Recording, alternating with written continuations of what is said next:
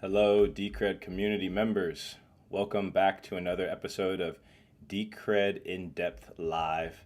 I'm very excited to bring you guys this very special guest, someone that many of you guys are familiar with. He's made quite a splash in the Decred community over the last year. Decred Society, content creator, advocate for Decred, and new contractor. And so we're just going to be able to talk to him about, his background, how he got into Decred, what he's doing now with his proposal. And so without further ado, hello, Decred Society. Hello. How's it going? You good? I'm doing really well. How's everything in London? Yeah. I'm just outside of London in Kent, actually. Yeah, it's okay. It's quite a nice warm day, but I've chose the worst part of my house to do this because it's freezing. Put my jumper on. But yeah, thanks for having us on. I mean, I've wanted to do this for ages and just talk Decred and kind of get involved in my first ever podcast. So this is amazing. Well, I'm honored to have you on and very excited. We're going to talk about a lot of things. I was thinking this morning, this is probably one of the most exciting interviews I've done because I feel like you're the British version of me, and let me explain. I've been watching your content for over a year now, and I see you as someone who fell down the crypto rabbit hole, and I'm going to give you the opportunity to tell your story, and then got involved and started making content, and you're just so well thought out. Your reasons for choosing Decred, and I just want to give you the opportunity to talk about it. So, to start off, how did you come up with the name Decred Society? Well, that wasn't the first. That wasn't actually the first name. So what I tend to do whenever I have a thought, I chuck it up on Twitter and I get loads of feedback. But this one time I chucked it up on Discord and Richard Red wrote back, and because the actual original name I went for was Decentralized Credits. And he wrote back and said, "You sound like a financial broker." So I was like, oh, so quickly changed that. But it wasn't until I listened to a podcast by Jake, and he was talking about decentralized societies, and I thought, you know what, that's a good idea. So Decred Society was born, and it seems to kind of it could lead on to bigger things, is what I like to. I mean, at the moment it's me just plowing through all my thoughts and things, but I obviously think that it could lead on to so much more, having guests and actually having co-speakers and things like that, and and the whole ethos of Decred with the decentralized treasury means that, at some point in the distant future, it could even be its own DAO where we kind of employ people to do things as well, which really interests me. So yeah, that's the kind of thought process there. Wow, that's really cool. I hadn't actually thought about that. Could you tell us a little bit about your background? I already you said you're from Kent, just outside of London, but also, maybe your work or educational background, whatever you want to tell, just to give a little bit of context. Yeah, sure. Where do I begin? So I mean, I'm quite aged now, so I've been through quite a few things. But I mean, my first degree was actually in music production. So I started off life just kind of doing live gigs and producing bands and things like that. And then once I had our first kids, it was like, oh, I better get a bit serious. So I actually did my second degree in education, where I started teaching music production, music technology.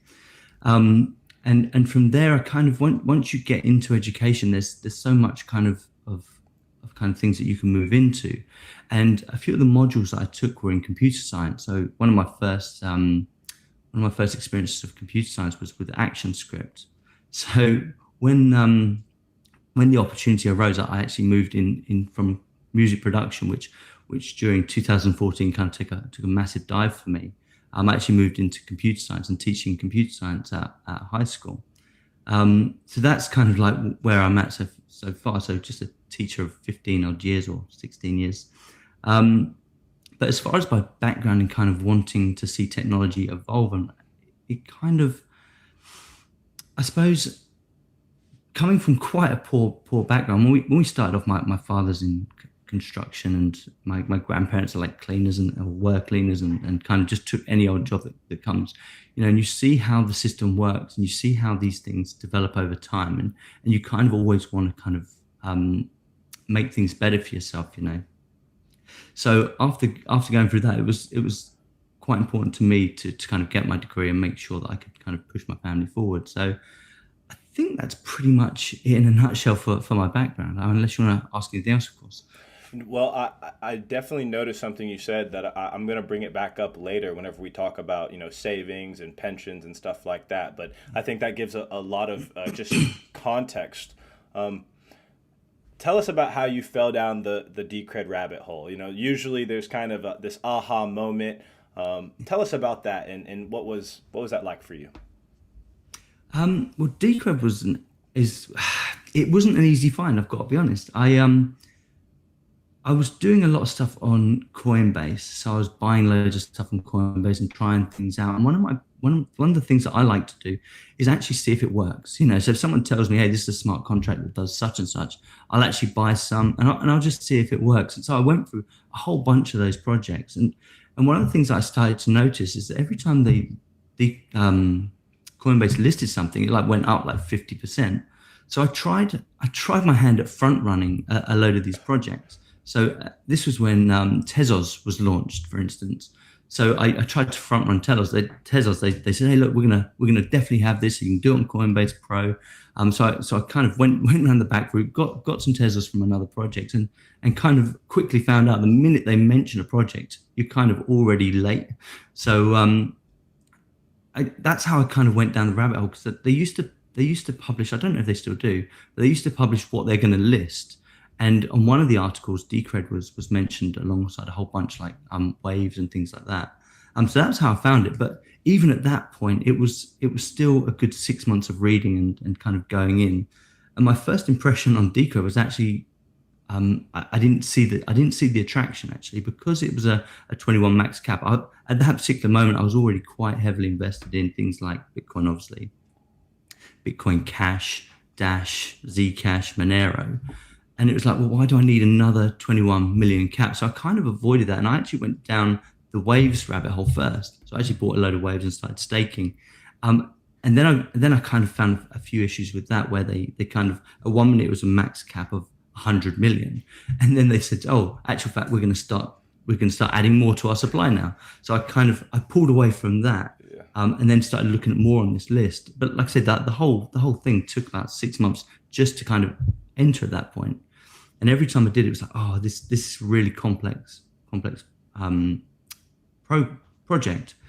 And it wasn't until I heard Dave Collins speak, one of the podcasts from the Decred Ensemble, and he said, look, we haven't got this perfect. We know this, but the good thing about Decred is because we've built governance on top of it, we can actually evolve over time. And that was the real that was the cracker for me, I suppose, where it was like, oh, you've got this project that's kind of got these fundamentals for same as what Bitcoin had in this 21 million cap, but actual fact, they can evolve that and they won't have the same problems that I was experiencing at the time with the high fees or the kind of in-house bickering and things like that. So yeah, that's kind of how I found it. It wasn't straightforward, and I suspect a lot of people are the same as me, really.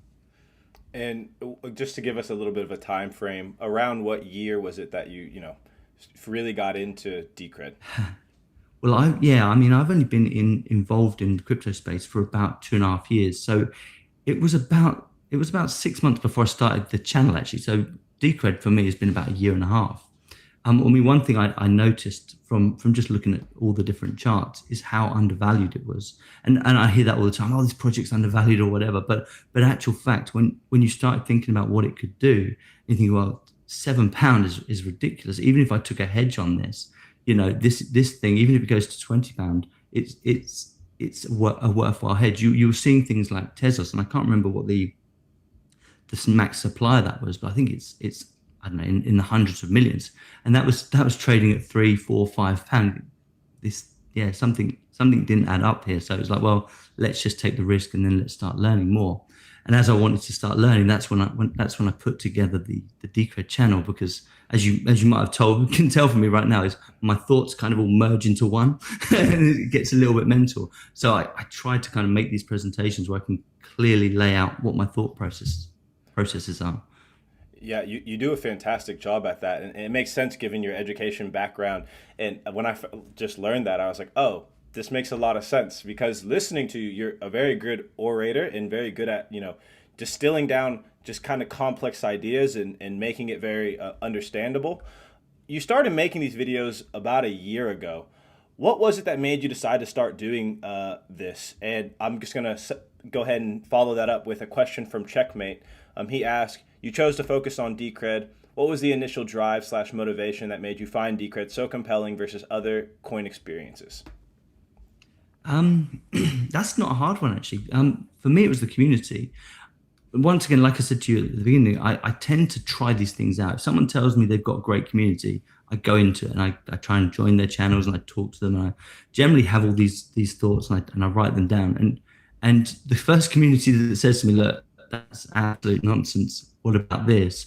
And that's what kind of Decred was about. It's like, no, actually, you need to look at this instead. Whereas a lot of the other communities were very hostile to those thoughts. And it's like, no, you can't do that. And it's like, okay, well, why not? And it's just, and they'd shut down the conversation straight away. So for me, it was actually the community. The community spent time with me, just kind of trying to kind of get me to a better level. And every time I posed a question on Twitter or in the Discord channel, it was always well received. And I like that back and forth. If I don't understand something, I want to be able to better understand it. And if no one's willing to get me to that point, the future adoption for the masses isn't going to happen. Because if I'm a layman and I don't understand, and I have some technical abilities, people with no technical abilities are gonna find that really frustrating. So being able to break down that was one of the main reasons I went down the Decred route, because it was out of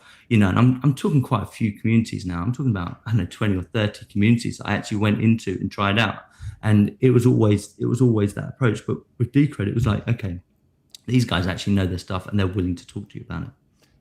Yeah, I completely agree. I had a very similar experience. And one thing that I found was when I dove into the Decred community, aside from the welcoming spirit, there is a lot of intellectual curiosity and intellectual honesty, and people willing to have their ideas challenged, and people willing to, consider weaknesses and strengths and talk about things honestly. You've been, you fall down the rabbit hole, the crypto rabbit hole. You start making some content. A lot of this is just for, kind of self gratification. And then you get reached out to. Now you've become a contractor as of recent. I want to talk to you a little bit about, your thoughts generally on treasury spending and marketing. Do you have any strong thoughts or any ideas in general? Yeah, it's a difficult one, actually. I wrote a piece on it a little while ago about treasury spending and the way we should be careful about spending too much too early, and maybe even setting up a base rate so that if the price fell off the cliff like it did do last year, that we could actually set up a base rate that said, no, we're not allowed to spend treasury below a certain point or whatever. But in actual fact, as I delve more into that, the guys had already worked some really good mechanisms out for that. So in terms of the actual spending of the treasury, the actual Decred main team that set all this up, they've been brilliant. The fact that we've still got 670,000 Decred in the treasury after 5 years is absolutely amazing. I've been doing some research on another project where they did a similar thing with their development treasury, where they had something, I can't remember what it was. I want to say something like 5% of the supply, something like 5 million. And now they've after 5 years, and the same age as Decred, they're down to like 600,000. And I think if we had spent that level of money in the days, like 75% of the money early on, this thing couldn't go forward. I think you would have lost complete momentum. At one point last year, we were saying the treasury was 10 million, and I was getting a bit worried. I was like, what, if we keep spending it at this rate, this is going to zap within just maybe 3 years. And then the minute the kind of bull market started and it got up to 110, it's like, okay, but we've still got to be careful, because if the project starts bringing in too many people too soon, and we have a massive dip again, they've still got to find that money. So it does pay to be careful until we get a nice kind of rate of exchange where it kind of evens out, and then you can start bringing people in. And I think it was Checkmate that said, if we carry on the way we're going, this is going to be a $1 billion treasury, and that's at the point when we can start thinking more realistically about bringing in a lot more developers, bringing in a lot more marketers and things like that. And in your opinion, why is marketing important to a crypto project? Um, that's a tough one. Marketing is definitely important. If you don't have marketing, you're gonna get lost in the space because there's a lot of the projects. I mean, just off the top of my head, things like Cardano and Litecoin that they spend a lot of their money or a lot of money on that marketing side of things. So without any marketing, you would get lost in the space. Um, Carefully positioned marketing is probably more important than anything else. To be fair, making sure that you to the right people. Um, we're kind of a secondary coin at the moment, so we're unlikely to kind of get mass exposure from kind of people initially coming into the space. That those people are kind of reserved for the things that are listed on Coinbase. So when it comes to our marketing, it should be about kind of onboarding from Coinbase to our project, so that we understand that they're not coming to us initially, but we can actually filter them through into the space via this mechanism, after trying things out. And in many respects, once they've got a little bit more experience, it makes the job a little bit more easy. So in terms of marketing, you've got to be careful. You don't want to spend too much on it, and you definitely want it to be well positioned. Awesome. Thank you for those. We're going to move on now from marketing and focus more on, Decred, some of the features of Decred. And before we do that, I want to get an understanding. What were some of the philosophical or economic ideas that attracted you to Decred? Was there maybe any books that were influential, or any articles or anything of that nature?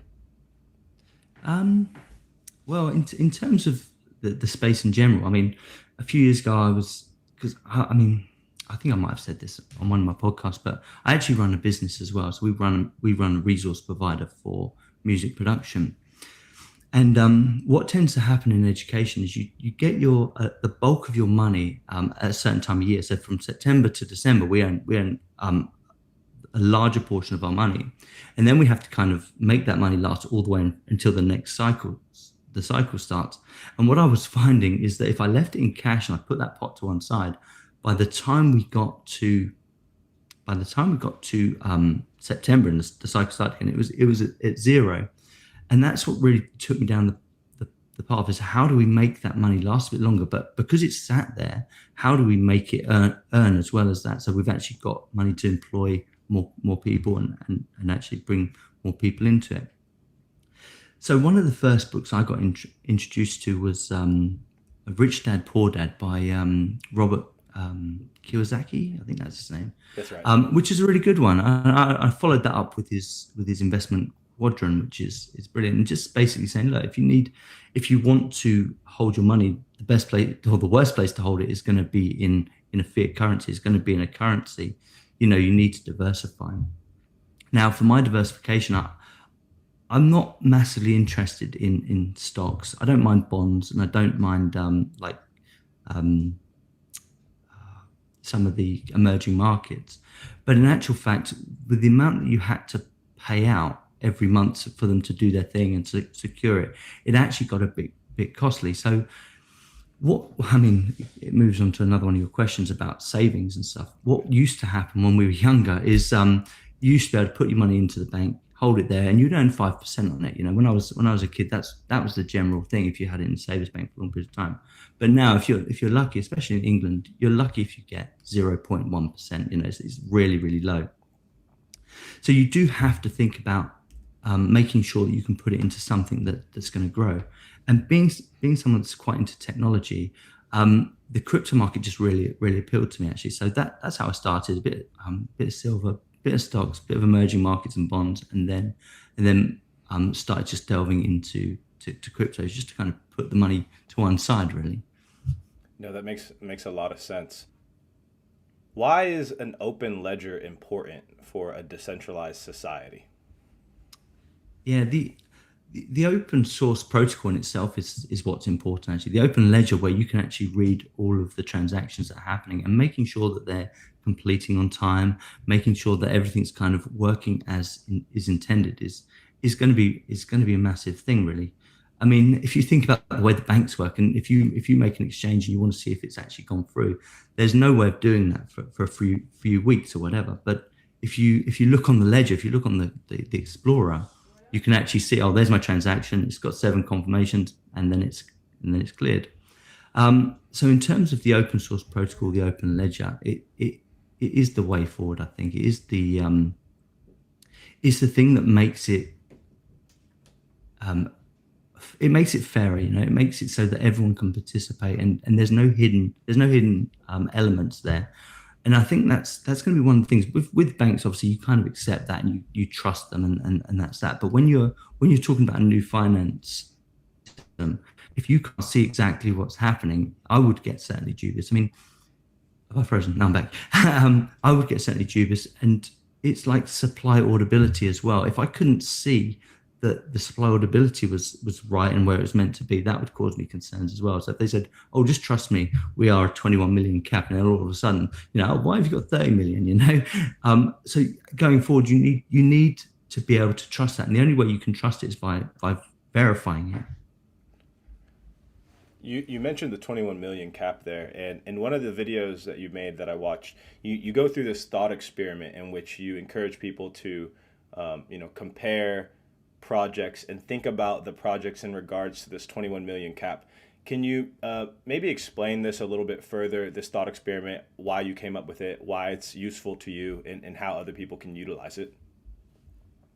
Excuse me. It was to do with penny stock.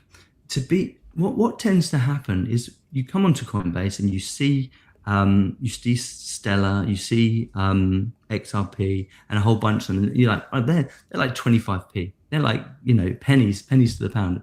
And what tends to happen with a lot of people is they're the first projects that they go to because they're perceived as being cheap. They're perceived as being you can get into them at low cost. I can buy 100 for less than £10 or whatever. So people get in and they think they're buying the same project. They think they're buying what Bitcoin is, and it was the same. I mean, I was the same. There's no difference there. But what I really wanted to do is say, okay, what is the actual value of that? And you've been on Twitter loads, and you always see people come in and say, oh, this project's massively undervalued. You've got to get in right now. It's like, well, how do I know it's massively undervalued? What do I rate that on? And it's not, and that's. There's a couple of ways you could do this, but the 21 million market cap is actually a really great way of doing it. Say, okay, let's put together a calculation that basically says supply versus the current supply. How much is it if it was a 21? If it only had 21 million?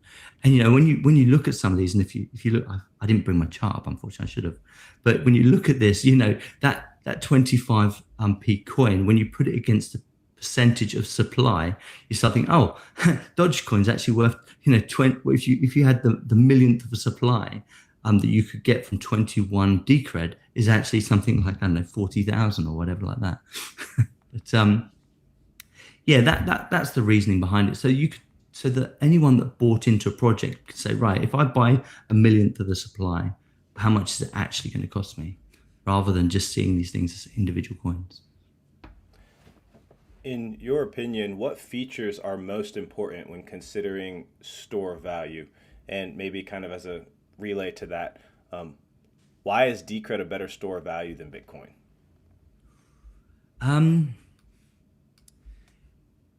Going forward, I think it's going to be a really good store of value. At the moment, the reason I think it's high up there is because it takes less power. It takes less what am I trying to say? It takes less resources to secure it. With the hybrid proof of stake and proof of work, it takes less resources to secure it. So once you get to a certain level of price, which we're currently getting, it actually, for a fraction of the electricity, for a fraction of the cost of electricity, it actually becomes a more secure protocol. And that's mostly where I come from with store of values. If you can attack the chain for an hour and it costs you a tenner, then it's not going to be a great store of value. But if you can attack the chain for an hour and it's costing you £1 billion or whatever, then obviously that's proving itself over time. And I mean, there are a few mechanisms that Decred put in from the early days, like I forget what Decred calls them, but they're basically chain locks where after 5 blocks, the history can't be reversed. And I believe I don't know if Decred was the first to get that, but certainly by having it, certainly allows the chain. You can't mine 2 chains at once for very long, or you can't get too long in the future, which is quite nice. So that makes it secure. And I suppose what I'm trying to say is the forward thinking of that is really impressive. And the more I look into Decred and the more that they kind of think about how these things move forward, they tend to always have an answer for it. So certainly it's my store value, definitely. And I think Bitcoin is okay, but it tends, I'm not sure how long how long this energy consumption can carry on in the masses like that, really. But I could be wrong. So one thing you said in a video that I thought was very interesting. You said using Litecoin is one of your favorite ways to get into a Decred position. Can you explain why and how you do this? Well, so once again, if Decred is your secondary option, you need to understand that the fees that are going to be accrued when you move into that secondary option, they're going to reduce the amount of supply you can get or the amount of coins you can get.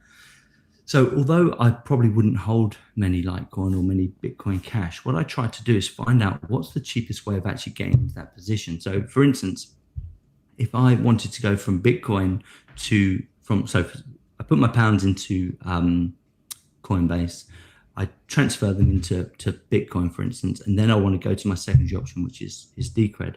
If I wanted to do that, the fees currently, and say from an early time, I'm thinking about it from my own perspective. So if I put £100 in a month or something like that, and I get from Bitcoin to Decred, and the fees for that are something like £18.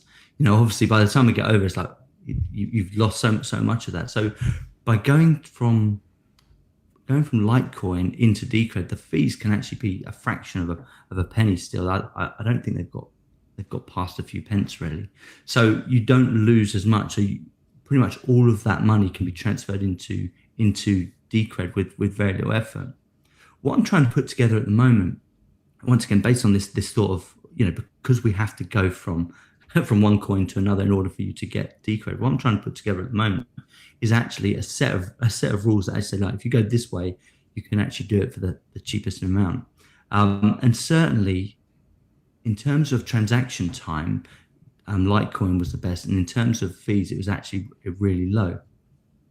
But it's still getting from Coinbase to Decred, which I think a lot of people are going to struggle with the most. So I've been experimenting with things like Changelly, which works really well. The fees are a little bit higher, but it actually does work really well. If you come from Litecoin into Decred, the process is fairly straightforward once you get used to it. But that's my whole reasoning behind using Litecoin into it. So these next few questions center around this idea of Decred as a savings technology, which is the title of one of your videos, in which you criticize the English financial system. How has the traditional system pushed investors and non-investors towards cryptocurrencies, and how do you see these forces playing out in your country and abroad?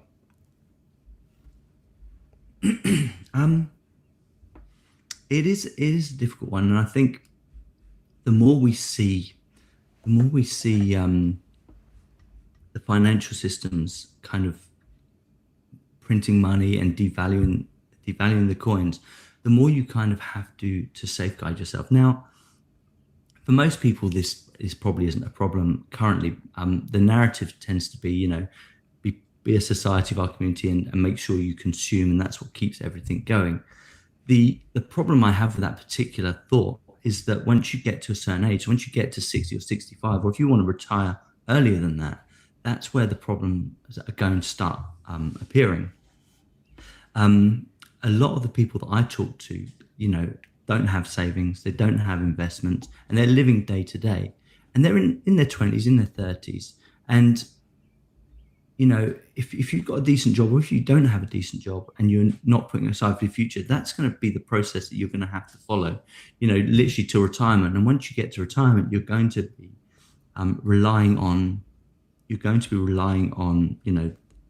your government or your company pension to actually, do the right thing. And all too often in the country, I mean, a lot of people lose their pensions, or they've invested into a pension and it goes south, and obviously there's nothing left in it once they retire. So, I mean, my thought process behind that, with crypto becoming a savings, it's not necessarily that banks are evil and all that. It's more to do with the actual fact you need to have a hedge, just in case the government doesn't want to help you in retirement, or just in case your company pension does go wrong and you don't have anything left. If you put 10% of your current earnings away, and you put it into something like, diversify it again. So if you put it into crypto, if you have a little bit in cash, in your savings pot, or whatever investment you want to put it in, at least you stand a better chance than if you just leave it with the traditional system. Yeah, so that's the general thought process behind that, and it was really a thought of, actually, can something like Decred actually be that pension pot? Based on the fact that you might be able to stake it, or based on the fact that you might just be able to lock it up, will it actually become a pension pot? For most, it's going to be difficult. One of the biggest problems I foresee for people trying to get into the space is the fact that securing your own keys.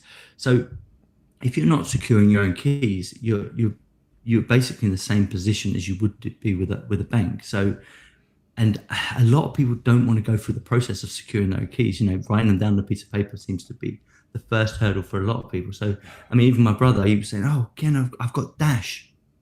How do I get it out?" So, have you got your keys? No. I wrote them down on a piece of paper. I think I've thrown it away. It's like, bro, what are you doing? So he it's like, well, that's it. If you haven't got your wallet and you haven't got your keys, it's gone. So, and I see a lot of people that are going to be in that same position. They're going to be fearful that they might lose their keys. So training people actually, get a still backup or write it down on a piece of paper, make sure that there are systems in place. And certainly as the software develops, there could be things that help with that process, some kind of recovery methods or something. I'm not sure. But yeah, that was the thought process behind that, is can we turn the crypto market into a kind of a pensions hedge, if you like? Yeah, I completely agree, and I think that as we see the further proliferation of this technology, it's definitely going to force people to have to take their security and I guess even sovereignty and responsibility a little bit more seriously. You talked about how Decred has encouraged you to start saving more, and it's almost like once you started getting into Decred and Bitcoin, whatever else, you started seeing some of your behaviors change. What other less obvious ways has Decred shifted some of your behaviors? Yeah, so Decred's become a bit of an addiction to me, I've got to be honest. Yeah, so when it becomes saving, is like when you're in pounds, the only thing you want to do when you've got pounds or dollars or wherever you are is you want to spend them. I want to buy the latest thing or whatever. And that was kind of my trend for many years. That it was like burning a hole in my pocket. Oh, let's go out for dinner. Let's do this and the other. And then when it comes to Decred, like, nope, not touching that. That's mine. And I'm always wanting to accumulate. I mean, my wife on many occasions said, "Oh, can we just draw some of that Decred out to do this, that, and the other?" I was like, "No."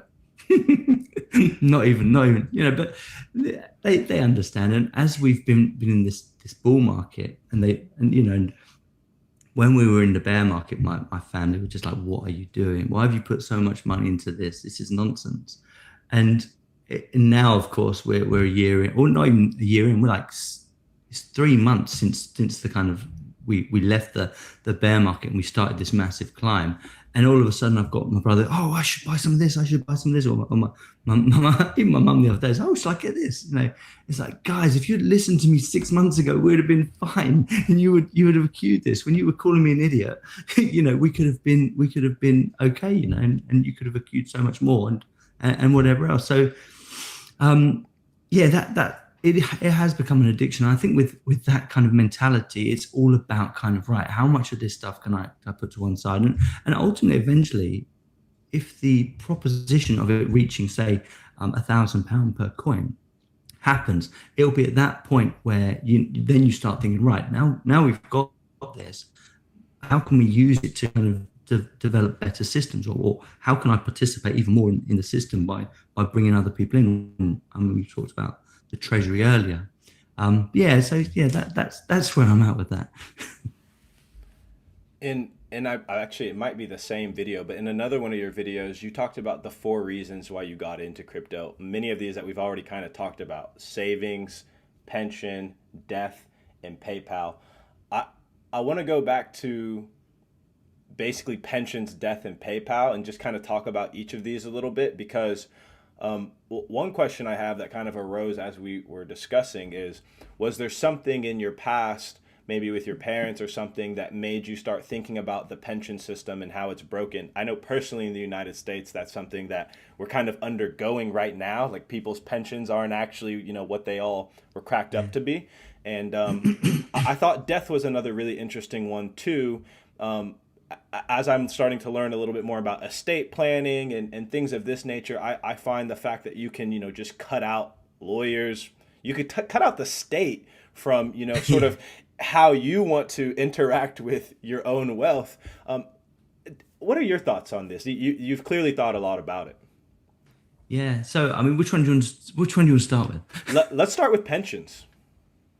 So, in terms of pensions, it comes back to the 10% thing. So, if you are putting 10% aside, which, most company pensions, that tends to be the rule of thumb. So whether that be a couple of £100 or dollars a month, that goes into your pension fund. And the problem with that is we have set, in this country, there's been a lot, for the last 20, 30 years, there's been a lot of people that have really been affected by pension funds going broke.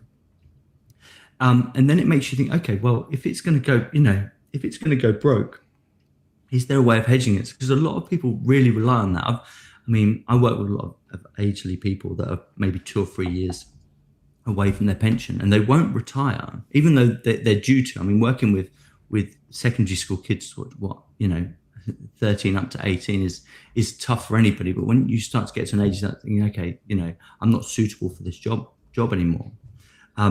And they can't retire, because if they retire 2 years early, the pension only pays out like half the amount or something silly like that. And then it kind of thinks, okay, well, if you use a different mechanism, if you say, right, we'll go down the safer route. So we say, right, if Decred is my pension fund, and say, for instance, in the future when it does get quite expensive, and you can stake with split tickets and things like that, that could be a way of kind of just making sure that you get the interest every month. And then I don't think that it would actually matter if you were paying into Decred as your pension fund, for instance. I don't think it would actually matter if you drew it out 5-10 years too early, as long as you had accrued in the early stages. And then you could almost, depending on how many tickets you were affording after 20 years, you could almost live on the tickets on their own, or something like that. So you actually earn a wage. But the other thing that I like about this is, most things, if you invest your pension fund into like a stock, for instance, and they have a stock split or whatever, and your value kind of gets devalued because there's more stock available. So they've gone from having 1 million stock to 2 million stock, something like that. And that's what I think maybe a max supply might be quite useful.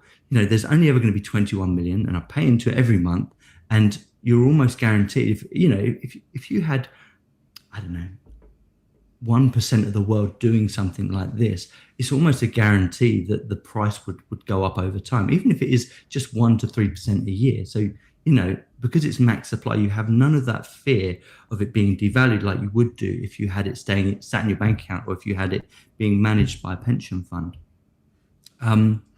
Yes, and in terms of pension, I quite like that idea that you could work for 20 years, you could get ill, have to retire early, and still be okay. You wouldn't see your fund be decimated by huge amounts because you pulled it slightly too early. And how about death? Oh, see, death's a good one as well, and we're not there yet.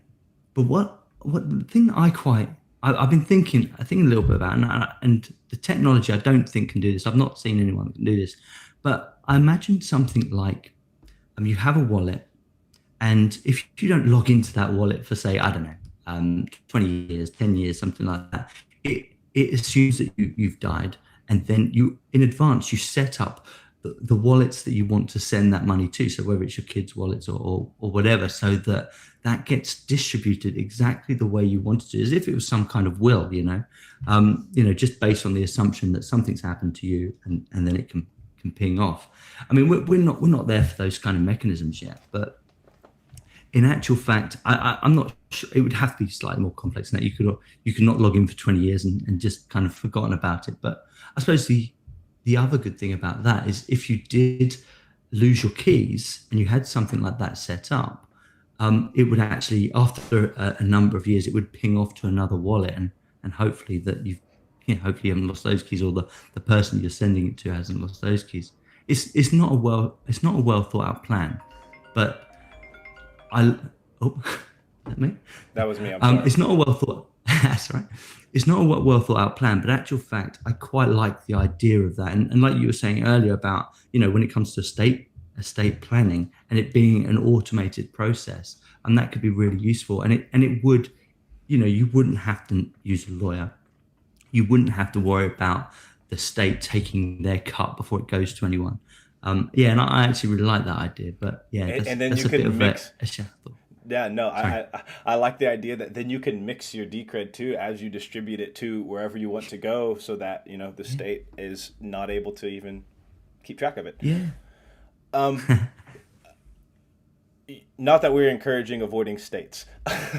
No, in actual fact, I mean, it does sound like that, but in actual fact, I have no problem with paying tax. If you're going to use the currency, if you're going to pay Decred and then you're going to move it to pounds or whatever, I have no problem with paying taxes appropriately. Absolutely. But actual fact, there are way too many middlemen right now, just trying to take their cut.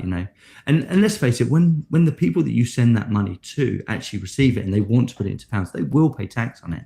They're just not paying two times. They're just not paying the tax twice. Yeah. You released a video, one of your first videos, as part of your proposal, called Decred Fundamentals. And this series that you've started is a series for the uninitiated. How do you describe your goal for this content? Who is the target audience, and how can community members like myself, how are we going to be able to utilize this as you vision it? Well, I mean, excuse me. The idea with the fundamentals is onboarding. Is like we talked about at the beginning, where I wasn't 100% sure about Decred. It took me a long time to kind of work out what all the things were. And I thought when Exodus approached me about joining the team, I thought about how I could be most useful. And we definitely have an issue with the onboarding and making sure that people understand what we are and what we're not, and actually fact how to get on once they understand it. So that's really where it's from. So it's like, okay, if you want to learn about what the evolution of money is, if you want to learn about why we think sound money is important, that'll be that video. If you want to learn about why 21 million is, or we think 21 million is important, you can watch that video. But the idea is that they're short elevator pitches, just so that we can actually go through and say, right, this is how we're thinking about this. And so in many respects, I hope I've got the pitch right, but I'm always open for people to kind of update, and I will obviously update the videos if necessary as well. So, but that's where it is, just making sure that we onboard the new people, and taking the thought process that the people that we will get in touch with will be secondary coin holders. They won't, it's unlikely that new people to the space will use Decred as their first project they get into. So making sure that we can actually bring them in a suitable way, really. In your experience, what has been the most difficult part of getting a no coiner, someone who's not in the space at all, into Decred? I feel as though once you're in the space, it might take you a little bit of time, but eventually you'll see the value of the Decred proposition. But if you're just talking about someone, the complete uninitiated, what's your experience been like with that? Terrible. Yeah, terrible. Yeah, most people look at me as if I'm talking a completely alien language. And even the ones that have heard about Bitcoin, it's like, well, why would I need Decred? I can just do Bitcoin. I said, well, yeah, at the end of the day, you should try it. You should try Bitcoin. You should experience these things. Put a little bit of money into Ethereum. Put a little bit of money into Bitcoin, and just experience. But yeah, the actual onboarding for no coiners, it does take a little bit of time. They, yeah, well, even people that are in the space, they don't understand like the importance of governance, and they don't understand the importance of the 21 million market cap. And they said, well, the financial system that we've already got works, so why do I need that? I've already got people that govern my money. Why do I need governance?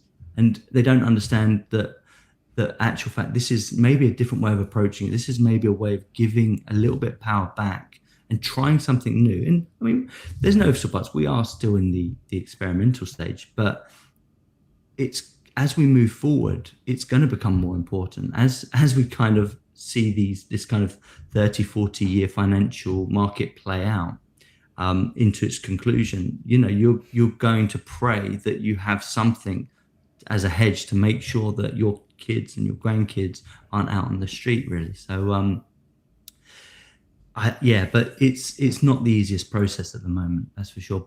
But that being said, the this hike in price has really brought a lot of people in.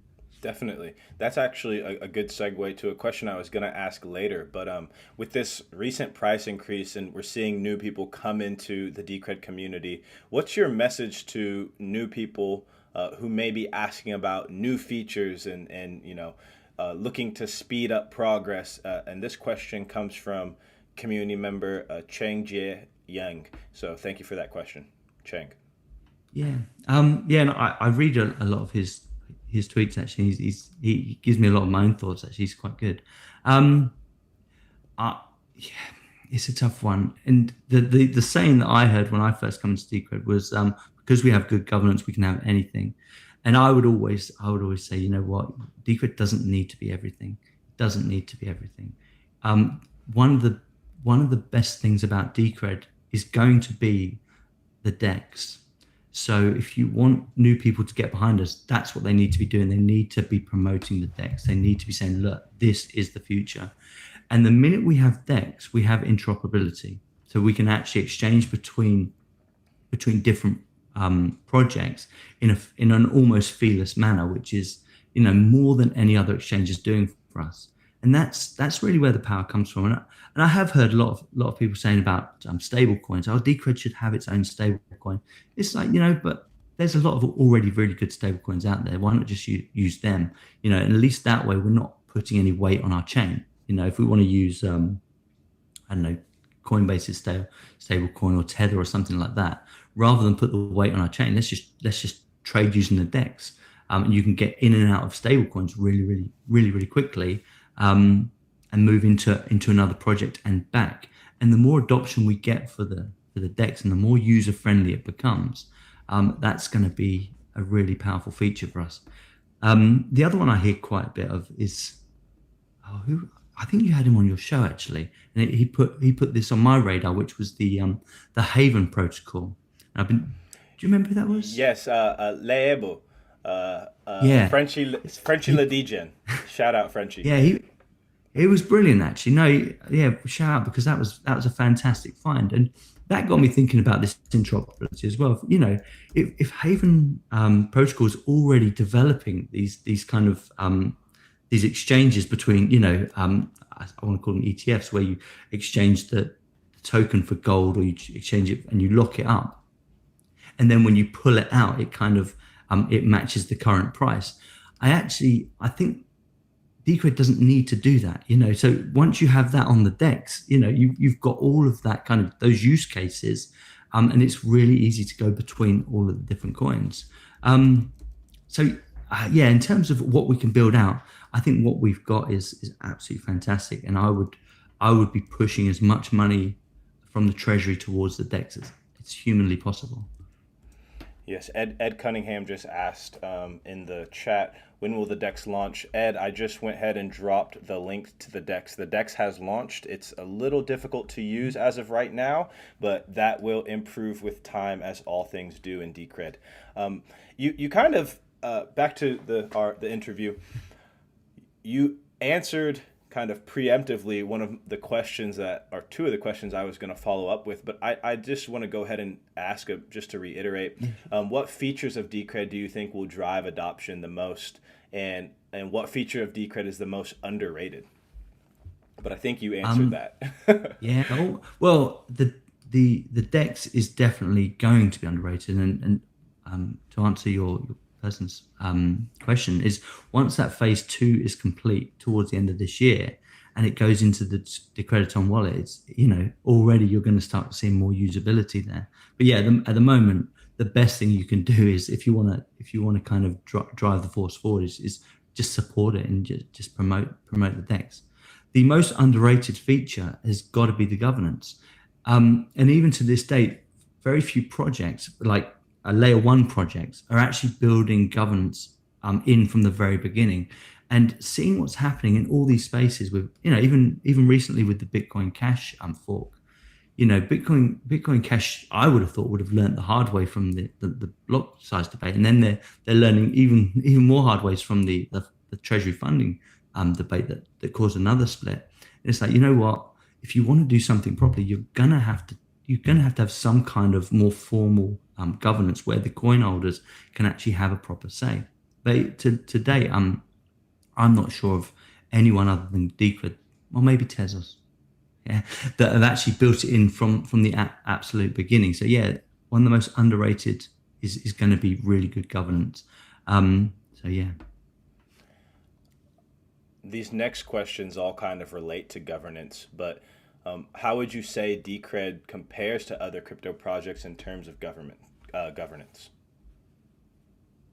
Well, once again, to date, the only project that I've ever, I suppose, Dash has got some kind of governance as well. I don't know how good that is either, but they all seem like they've been thrown together. Whereas when you read the any papers or any podcasts on Decred and how they implemented governance, and you see that it was from the very beginning, and they had very clear thoughts about the way they wanted to go forward. And I mean, Luke Powell always says this best, but the way that the governance is incentivized for people that actually use it, and the coin holders, and all of those things are in line. I would definitely say that this is the best way of running a governance system, where anyone that has an involvement, participation in the project needs to have a say, really. And the weighting that Decred has for that is fantastic. They haven't gone down the one vote for all users. Instead, you have to have skin in the game. That's his word. You have to have skin in the game, and then you can accumulate the tickets that you want, and then you have the biggest say or whatever. And that kind of makes a lot of sense to me. And because we have this rare coin supply as well, you're forever getting diluted. So those tickets will not always stay in one person's hand, and they will shuffle around just purely because, a lot of these staking protocols that have governance that I've seen, I'm just going back to Waves now, where they're just always printing money. So they had started off with 100 million, and now they're printing like 2 or 3 million every year. And those people that are staking are the ones that are constantly getting it. So they're not being diluted from the system. In actual fact, they're accumulating. Whereas with the Decred system, that is slightly different, and you do tend to kind of get diluted a lot easier in the Decred system. Recently, Bitcoin re-exposed its weakness in regards to governance, with one of the developers releasing a new set of Bitcoin binaries in order to push through Taproot. What do you make of this? It's just weird. I was it Exodus that put me onto that. In one of the Telegram chats, we were talking about it, and they said, "Oh, go and have a look at this tap room." We went on to, I think his name was Luke Dash Jr., and I was reading through his post, and I was reading through a whole bunch of others, and it's like, and this is like going back into the dark ages. So they released binaries to preemptively find out who was going to vote a certain way. So what? What does that even mean? Yeah, so that they could speed up the process, but the process still would complete at exactly the same time. So I don't know. It's just sorry.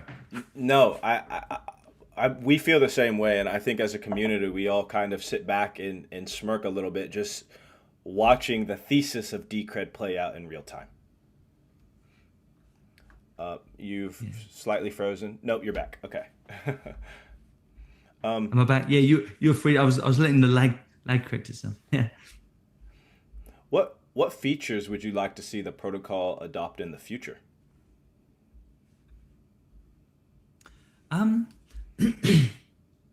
Or how would you like to some initiative you might like to see come out of the DAO? In terms of DAO, I think it's I'm not 100% sure on this one, but I would, like I said before, I think most of the development that I would like to see, or a lot of the development I'd like to see, would be on the DEX. I would love to see the DEX being used by everybody, so that we could actually get out there and we could promote it, and actually get people starting using it. So anyone that's on Coinbase or anything like that could start actually using the DEX properly and exchange into Decred that way.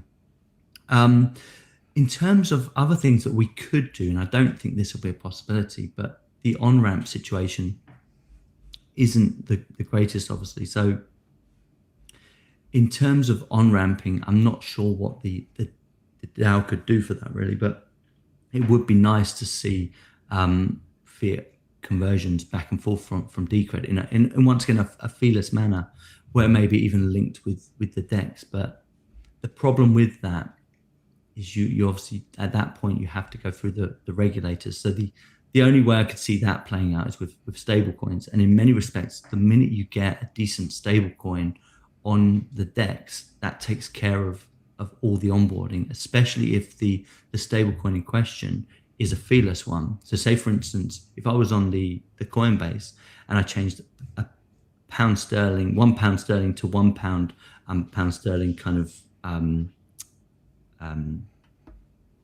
God, lost my train of thought. A digital coin, and then I could bring that into the DEX and not lose any trading fees and not lose any fees on that. It pretty much takes care of everything, because even if Decred was to build out the onboarding and offboarding, the KYC actually comes into the project.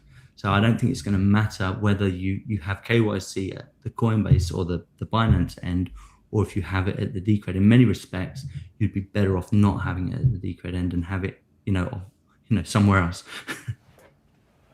So the decentralized treasury was voted in by the stakeholders and kicks in very shortly. What are the implications of this?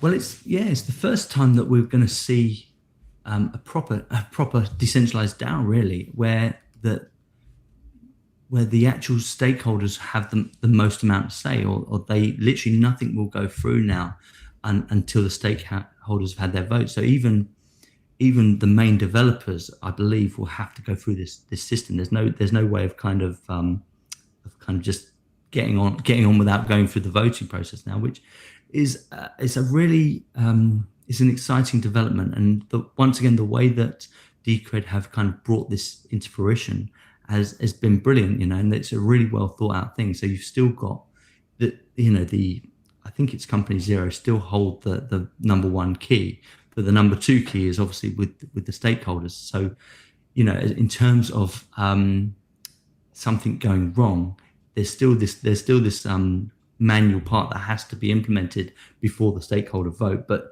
now, rather than the manual part being able to be 100%, you now have to go through the stake part, which is quite interesting because you are gonna, if you go too quickly and you kind of publish everything as automatic and then there's a bug, it's gonna, you could end up losing a lot of the treasury funds. So I think what they've done is brilliant, and it's definitely, from my money, the first time that the coin holders are going to be given such a big role in the system. So yeah, it's great. I have a few more questions. These ones should go quickly, and then we'll turn it over to the chat. Rules without rulers. What does this mean to you? Well, that's to do with your treasury. So the actual fact is there will be no centralized ruler. So you literally, the people that want to participate in the system will be able to set their own agendas, it's the way it should be, isn't it? Let's face it. When you think of local government, you think of national government, and you think of all the bloat that's going on and the way that tax money is spent, and the way that the money gets diluted before it even gets to the right people. You think it's a chance to kind of take some of that out of the system, focus the money where it should be. So you kind of getting away from a lot of the bureaucracy. So yeah, that's what it means to me. Actually, when the treasury went decentralized, it's giving it to the right people. It's saying, right, you guys hold the coins. What do you want to see happen? How are we going to spend this money without admin? Without admin and kind of taking half the pot before it goes off, to be spent. How does Decred create a fairer society or more fair society? Whichever way. Um, See, that's we hope that it will create a fairer society, based on the fact that we have this 21 million cap. The problem it's we've never had this before. We've never had a fixed supply.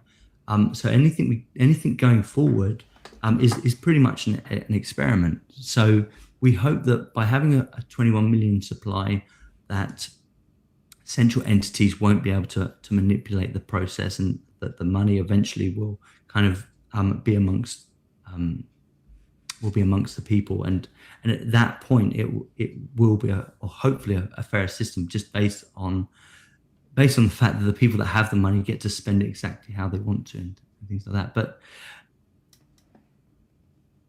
yeah, I hope it's a fairer system. I do, and I hope that more people can get involved in it. The fear that I have is, and the only people I can really look at for this is the Bitcoin community, because it's the one that's played out the longest, where the fairer system is not really turning out to be a fairer system. Where you've got miners that dominate a lot of the coin supply. We've got exchanges that dominate a lot of the coin supply. And a fair system for me would be the people that are productive, the people that add value are the ones that have the equal say and are the ones that start to accumulate the coins. So yeah, that's a difficult one, but certainly the max supply thing and the open ledger and things like that hopefully will make it a fairer system. But we're going to have to wait for that one to play out. Yeah, it reminds me of when I first found Decred. There was this video, and it's up on the channel. Maybe I'll put it in the link when we're all done in the chat. But it was this video. It describes the developers, the entrepreneurs, the content creators, the artists, all coming together as stakeholders to create this new fair system. And I thought it was one of the most powerful videos, and attracted me very strongly to the project. This last question is just kind of for anyone who might be watching, who's been thinking about getting involved. Maybe they're a developer, maybe they're a artist, content creator. What is your message to those people? What do you say to content creators looking to get involved in Decred? And then we're going to go to the audience questions. Yeah. So the one thing I would say is just turn up, and that was from Jake really. Just turn up, get involved, talk to the community. And it's not until you talk to the community and you start using the Decred platforms that you actually start realizing how great the project is. the one thing I would definitely avoid for any new people is putting proposals in straight away. You turn up on day one and day two you're putting a proposal in. I would definitely say, show the stakeholders your value. You know, show them what you can do and get involved in that way. And I think it might have been Luke's post as well. Actually, he was saying this week, just show us what you can do. Actually, kind of communicate, participate, get involved, and then from that it just builds up over time. And so yeah, that's definitely what that's what I've done, and it seems to be okay. So Yeah, I second that. So I think that's great advice. Turning now to the audience questions, and for those of you who are tuning into the podcast later, make sure next time you guys join us live. This has been really, really cool. The community's starting to come together for these lives. I want to shout out Todd Mackey, well-known community member. Shout out Exodus. Thank you guys for coming through. This and anyone else who came. Those are just some of the people I know from Twitter. how many people did you get on? Can you see that? I do not see that right now, but I know it'll be in the playback. That'd be good to know how many live people. Yeah, it's. So this question comes from Ross Hodges. How come something as amazing as Decred is still struggling to get the street cred and break into the top 20?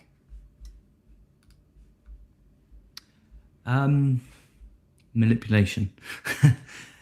So yeah, we talked about the penny stock earlier, and what you'll find, especially if you're new to the space, people will be very tentative. And what tends to happen is you look through what's on Coinbase, you look through what's on Binance, and you think about your lowest exposure. So you think, okay, look at XRP, look at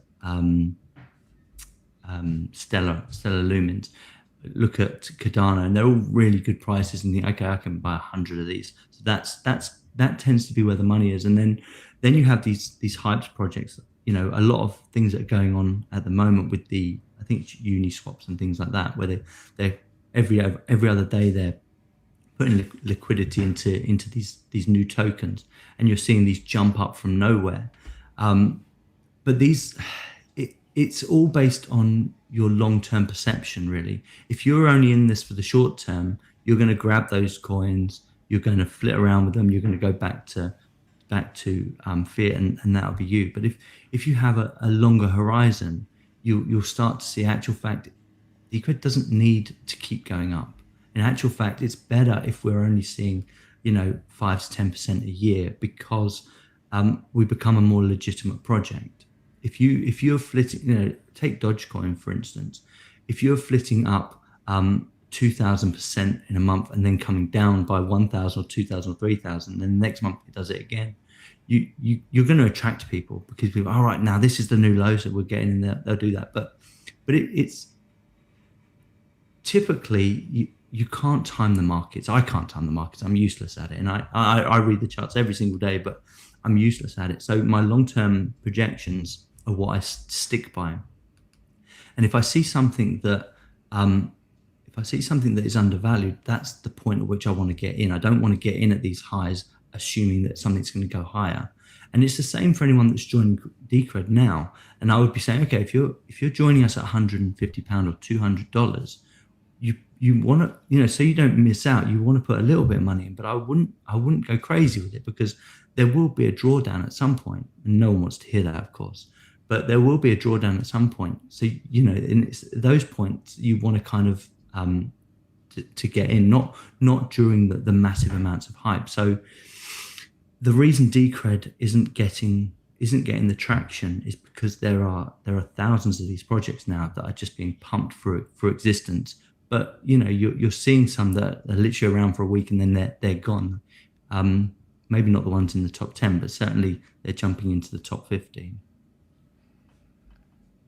Yeah, I couldn't agree more. And I actually think that the fact that we've been able to keep such a low profile is in the long run going to be a benefit to Decred, as we still build these cypherpunk technologies that subvert state power. Maintaining a low profile kind of gives us I did not make that up myself. That I got that from Luke. So Yeah, no. If you're not following Luke Powell, any of these guys that are viewing, you definitely should. He's great actually, and some of the greatest thoughts that come from him right now is on Twitter, and it's brilliant. So definitely make sure you follow him. I could not agree more. Um, So we did have peak occurrence of 13. I just went and looked, 13 people in the live. Oh, So thank nice. you to everyone who has come through. Make sure you go ahead, like, share, engage. Let's get those engagements up and make sure that we're doing the easy things to spread the word of Decred. Decred Society. I want to give you the last word. Thank you for your time. Any last message you'd like to leave to the stakeholders? Tough one. Yeah, just keep doing what you're doing. Actual fact, you're doing a great job. The core team's doing a great job, and you yourself, you're brilliant. Actually, I'm really happy that you got your proposal through, and some of the interviews have been absolutely exceptional. So yeah, well done. And let's just keep our heads down. Let's do the hard work to tell the people that we want a project about it, and get them through the door. Thank you for your kind words, and I completely second everything you said. To all the stakeholders out there, thank you guys for tuning in, and see you guys in the next episode of Decred In Depth Live. Take care. Cheers, guys. Take care.